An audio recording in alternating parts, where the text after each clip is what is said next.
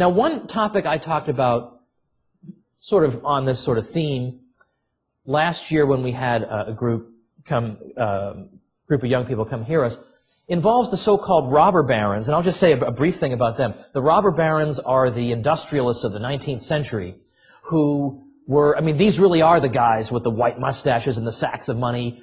And again, the impression you get in your textbooks is that, you know, these are terrible exploiters who took advantage of the consumer and they could just charge whatever they wanted because they were the terrible monopolists and they got fat off of the backs of good, decent people and all the rest of it.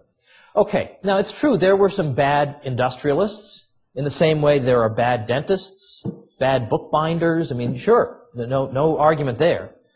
But we can distinguish between people who were bad businessmen who used the government in order to cripple their competitors. We can say, yeah, boo-hiss to them.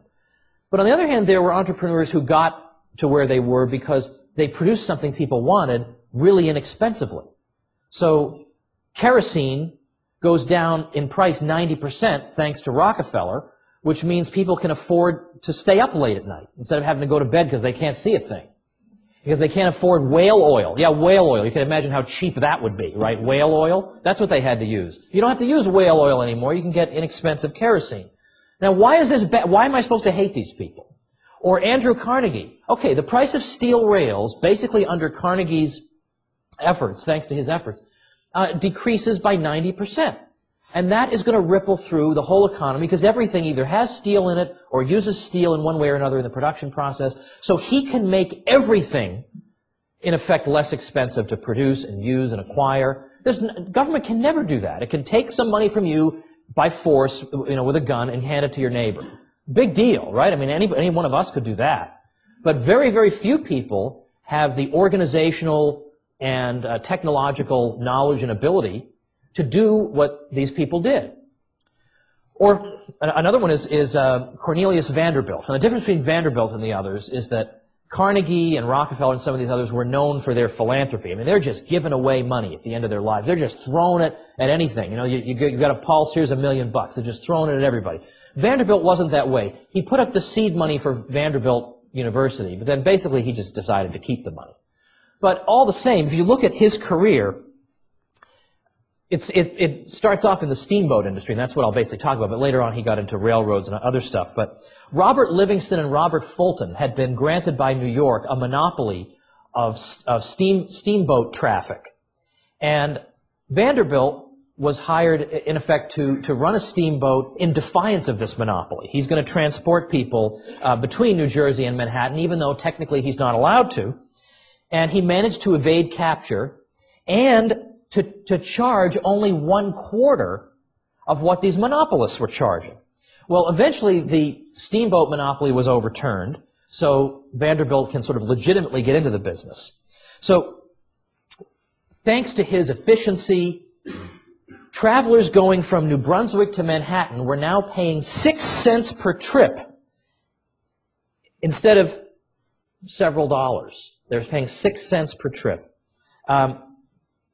They ate for free. Look, here's free. Just come on board. I'll give you like a hot dog or whatever. I don't know if they had hot dogs then, or they would probably be even more disgustingly produced than they are now. But trips are going from several dollars to a few cents consistently. On one of his routes, he dropped the fare entirely, so you could travel for free, and he just hoped maybe you'd buy some of his food. Now, even when he's dealing with competitors who are getting government assistance, he still beats them. So Edward Collins gets a grant from the government of $858,000 a year to provide mail delivery across the Atlantic. Well, Cornelius Vanderbilt is getting a big fat zero from the government, and yet he enters the field. He outperforms Collins in passenger travel and in mail delivery, and he does so with no subsidy at all. Congress eventually did away with this subsidy to Edward Collins, and Collins wound up going bankrupt. Meanwhile, Vanderbilt is also outperforming 2 steamship lines that are also subsidized, that are bringing passengers and mail to California, and they're charging $600 per passenger per trip. Vanderbilt, with no subsidy, charges $150 per passenger and delivers the mail for free. Now, at that time, of course, as today, people are envious of those who have more than they do. And so there are complaints, oh, you know, Vanderbilt, what a crumb. And so Edward Atkinson, who was a famous Boston manufacturer at the time, tried to put Vanderbilt's achievement in perspective here. He said to people, he said, okay, Vanderbilt is making 14 cents profit on every barrel of flour shipped by his railroads. Eventually, Vanderbilt, as I said, moved into the railroad business. But Atkinson goes on to say, but at the same time, okay, sure, he's making 14 cents per barrel, but you're saving, thanks to him, $2.75 a barrel.